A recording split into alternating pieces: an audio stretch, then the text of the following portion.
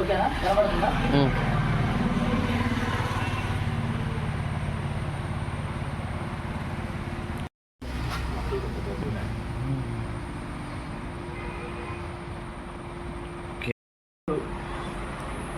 ఒక ప్రముఖ జర్నలిస్టు శ్రీరామ్ బృహస్పతి గారిని ఘనంగా సన్మానం చేయడం జరిగింది. ఈ సన్మానంలో ఒక ముఖ్య ఉద్దేశం ఏంటంటే, ఏజెన్సీ ప్రాంతంలో ఒక పినపాక మండలం మారుమూల గ్రామం అయిన ఒక బయ్యారం క్రాస్ రోడ్డు దగ్గర ఒక ఇన్స్టిట్యూట్ పెట్టి బహుజన బిడ్డలకి ఎన్నో రకాలైన కోచింగ్లు ఇప్పించేసి బహుజన బిడ్డల ఉద్యోగాలకి కారకుడైన వ్యక్తిని మేము ఘనంగా సన్మానం చేసుకోవడం జరిగింది. ఎందుకంటే ఇలా సామాన్యంలో మేము ఏజెన్సీలో ఎస్సీ బీసీ మైనార్టీ పిల్లలు ఈరోజు సుదీర ప్రాంతాలకు పోయి హైదరాబాద్ లాంటి ప్రాంతాలకు పోయి ఒక రూమ్ తీసుకొని ఆ కిరాయిలు అక్కడ ఇన్స్టిట్యూట్లో పెట్టే డబ్బులు బోలెడు డబ్బులు పెట్టుకోలేని దుస్థితిలో ఉన్న కుటుంబాలన్నీ ఇట్లాంటి వ్యక్తి ఆదరించి ఇవాళ ఒక గ్రామీణ ప్రాంతంలో ఒక ఇన్స్టిట్యూట్ ఏర్పాటు చేయటం మాకెంతో సంతోషకరమైన విషయం. ఎందుకంటే ఈరోజు ఒక స్వచ్ఛంద సంస్థగా, అంటే ఆయనకి ఏరే ప్రభుత్వం నుంచి కానీ నాయకుల నుంచి కానీ ఉద్యోగ సంఘాల నుంచి కానీ ఏ రోజు ఒక విలారం కూడా తీసుకోలేని వ్యక్తి ఒక నిష్పక్షపాతంగా ప్రజానికానికి సుదీరమైన ఆయన ఒక ఆలోచనతోని ఈరోజు ఒక జర్నలిస్ట్ పదవుల్లో వృత్తిలో ఉండి కూడా ఈరోజు జర్నలిజం అంటే సమాజంలో ఎంత ఘోరంగా ఉందో అనేది అది నేను తెలియజేయాల్సిన అవసరం లేదు. అయినా కానీ ఒక జర్నలిస్టుగా ఉండి ఈరోజు ఈ వృత్తిని ఈ ఇన్స్టిట్యూట్ని ఏర్పాటు చేసి ఎంతో బడుగు బలహీన వర్గాలకి మార్గదర్శకంగా అయినందుకు ఆయనను ఘనంగా సన్మానించడం మేము ఈ యొక్క ముఖ్య ఉద్దేశం. అందుకే ఆయన గారికి ప్రత్యేక ధన్యవాదాలు తెలుపుతూ ముగిస్తున్నాను. Thank you. భద్రాద్రి కొత్తగూడెం జిల్లా పినపాక మండలం ప్రాంతవాసి విద్యావేత్త ప్రముఖుడు బృహస్పతి గారిని మర్యాదపూర్వకంగా కలిసి శాల్వాతోటి సన్మానం చేయడం జరిగింది. ఎందుకంటే ఈ ఏజెన్సీ ఏరియాలలో ఒక తురుకముక్క లాంటి వ్యక్తి, ఉన్నత విద్యావంతుడు, పోస్ట్ గ్రాడ్యుయేషన్ చేసి చదువు పట్ల మక్కువతో పేద విద్యార్థులకు విద్య చేరువవ్వాలనే దృఢ సంకల్పంతో కంకణబద్ధుడై తనకున్నటువంటి వ్యవసాయ క్షేత్రాన్ని కూడా పేద విద్యార్థుల కోసం తరగతి గదులుగా నిర్మించిన గొప్ప దార్శనికుడు. ఆయనని ఈరోజు కలవడం ఎంతో సంతోషించదగ్గ విషయం. ఎందుకంటే అటువంటి వ్యక్తి ఈ మారుమూల ఏజెన్సీ ప్రాంతాలలో విద్యకి ఎంత ప్రాధాన్యత ఇస్తుందనేది అర్థం చేసుకోవాల్సిన విషయం. అనేక సంవత్సరాలుగా అణగారిన వర్గాల అభ్యుదయనకై పాటుపడిన బాబాసాహెబ్ అంబేద్కర్ వారసత్వాన్ని తాను పురుగుపుచ్చుకొని విద్యతోటే సంపద, విద్యతోటే ఆర్థిక వ్యవస్థ, విద్యతోటే ప్రతిదీ సాధించవచ్చు అనే ఒక నమ్మకంతో ఈ పినపాక ఏరియాలో చుట్టుపక్కలున్న ఎస్సీ ఎస్టీ బీసీ మైనారిటీ బిడ్డలకు తాను చదివిన చదువు ఉపయోగపడాలనే దృఢ సంకల్పంతో పేద విద్యార్థులకు కంప్యూటర్స్ కానీ వారు చదువుకోవడానికి పుస్తకాలు సేకరించి తన సొంత డబ్బులతోటి ఎక్కడ ఎవరిని లోపాక్ష పడకుండా తను నమ్మిన సిద్ధాంతంతో ముందుకు పోవాలనే దృఢ సంకల్పంతో పుస్తకాలు సేకరించి ఎన్నో వందల పుస్తకాలను ఒక లైబ్రరీగా ఏర్పాటు చేసి పేద విద్యార్థులకు ఈ ఉచిత విద్య అందాలని ఉచితంగా విద్యను చెప్తున్నటువంటి వ్యక్తికి ఈరోజు జరిగిన సన్మానంగా మేము భావిస్తూ రాబో భవిష్యత్ తరాలకు తాను ఒక మార్గదర్శిగా ఉండి వందలాది మంది విద్యార్థులను తయారు చేసి ప్రయోజకులుగా చేసి రేపు భారత ఆర్థిక వ్యవస్థపై రాజ్యాధికారం ఏలాలని నేను మనస్ఫూర్తిగా కోరుకుంటూ ఈ సన్మానం చేసినందుకు నేను చాలా గర్వంగా ఫీల్ అవుతున్నాను. బృహస్పతి గారికి నా హృదయపూర్వక ప్రత్యేకమైన ధన్యవాదాలు మరొకసారి తెలియజేస్తున్నా. అందరికీ నమస్కారం. ఈరోజు మా మిత్రుడు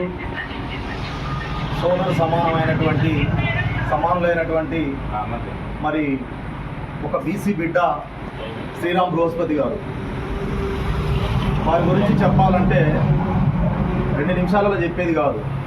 ఎందుకంటే వారికి మాకు ఉన్నటువంటి అవినాభావ సంబంధం మా ఉద్యమానికి వారు చేసినటువంటి సేవలు, వారు ఒక జర్నలిస్టుగా, ఒక విద్యావంతుడిగా ఎన్నో సలహాలు సూచనలు ఇస్తూ, ఒక మాటలో చెప్పాలంటే కొందరికి వినటానికి బాధగా ఉండవచ్చు, మా ఎంఆర్పిఎస్ ఉద్యమం సుదీర్ఘంగా 30 ఏళ్ల పోరాటం చేసింది.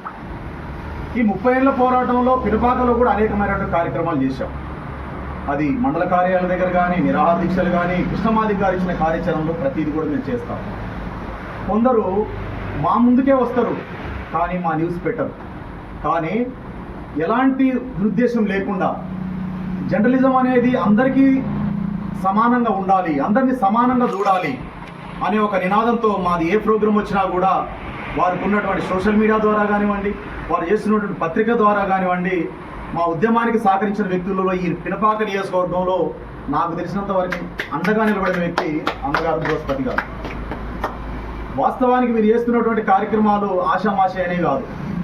అదే ఉన్నత వర్గాల వాళ్ళు చేస్తే చాలామంది డబ్బా కొట్టుకునే పరిస్థితి ఉంటుంది. కానీ ఇలాంటివి కూడా నాకు అవసరం లేదన్నా అంటే, లేదన్నా మా వాళ్ళు ఉన్నారు, మేమున్నాం, ఇంకా చాలామంది వస్తామంటే వారిని ఒప్పించి ఈరోజు చేశాం. కానీ ఏదో ఒక రోజున ఈ మధ్య కాలంలో ఖచ్చితంగా కృష్ణమాదిక్ గారి సారథ్యంలో అన్నకి సన్మానం ఖచ్చితంగా ఉంటుంది ఎంఆర్పిఎస్ ఆధ్వర్యంలో. ఎందుకంటే వారు చేస్తున్నటువంటి కార్యక్రమాలు, వారి నిబద్ధత నాకు తెలుసు. బృహస్పతి అనే వ్యక్తి మంచి చేయాలని చూస్తాడు తప్ప చెడు చేయాలని చూసే వ్యక్తి కాదు. ఎవరికైనా సరే, ఉద్యోగస్తుల దగ్గర కానీ, వ్యాపారస్తుల దగ్గర కానీ, సామాన్య ప్రజలకి ఒక సలహాదారుడుగా, ఒక దిక్చూసుగా ఉంటాడు తప్ప అక్రమార్గంలో సంపాదించుకొని ఆ డబ్బులతో నేను భార్య బిడ్డల్ని పోషించుకోవాలనే భావజాలం ఉన్నటువంటి వ్యక్తి మా మిత్రుడు శ్రీరామ్ బృహస్పతి గారు. కాబట్టి వారికి ఈరోజు సన్మానం చేసినందుకు మా మిత్రులు, మా సోదరులు, మా అన్నగారు తిరుపతి అన్న, మా తమ్ముడు విద్యావేత్తలు, మరి బాలకృష్ణ గారు, మరి మా వాళ్ళందరి తరఫున కూడా ధన్యవాదాలు తెలియజేసుకుంటూ, భవిష్యత్తులో అన్నగారి సహాయ సహకారాలు మేము కూడా అందిస్తాం. అన్నగారికి అండగా నిలబడటంలో ఎంఆర్పిఎస్ అనుబంధ సంఘాలు మరి వారికి ఖచ్చితంగా అండగా ఉంటాయనే ఈ విధంగా ఈ వేదిక ముఖంగా నేను అందరికీ తెలియజేసుకుంటూ ఈ అవకాశం ఇచ్చిన అందరికీ కూడా ధన్యవాదాలు. జై భీమ్. వాస్తవంగా ఈ సన్మానం చేయడానికి అర్హునో కాదో నాకు తెలియదు, కానీ ముఖ్యంగా నన్ను గుర్తించి అందుకు వీళ్ళకి ప్రత్యేకంగా ఎంఆర్పిఎస్ తరఫున, అలాగే నా సోదరులందరి తరఫున ప్రత్యేక ధన్యవాదాలు తెలియజేస్తున్నాను. ముఖ్యంగా నేను 2006లో శ్రీ వివేకానంద ఉచిత టీసీ సెంటర్ స్టార్ట్ చేయడం జరిగింది. 2005లో సిగ్మా కంప్యూటర్స్ పేరుతో ఉచిత కంప్యూటర్ ఎడ్యుకేషన్ స్టార్ట్ చేసింది. అలాగే ఉచిత లైబ్రరీ హైదరాబాద్ వెళ్ళి చెట్ల కింద కూర్చొని చదవడం చూసింది నేను. 10 సంవత్సరాలు ఉద్యోగాలు లేక చెట్ల కింద కూర్చొని నాన్నని ఇంటికి రావాలని లేని పొజిషన్ ఉన్న పిల్లలు టీ తాగడానికి 10 రూపాయలు అన్న, టీ తర్వాత ఇస్తానన్నా, టీ డబ్బులు తర్వాత ఇస్తా అని బదులాడుకు నిరుద్యోగ బిడ్డలను చూసి, అలాంటి బిడ్డలు నా ఊళ్ళో కూడా ఉన్నారు అనే ఉద్దేశంతో ఇక్కడ నా ఒక 5 రూములు, ఇక 2 బ్యాక్గ్రౌండ్ 5 రూములు, పిల్లలకి ఉచిత స్టడీ రూమ్, ఉచిత లైబ్రరీ, ఉచిత కంప్యూటర్ ఎడ్యుకేషన్, ఈ మూడింటి కూడా మనం అందజేస్తాం.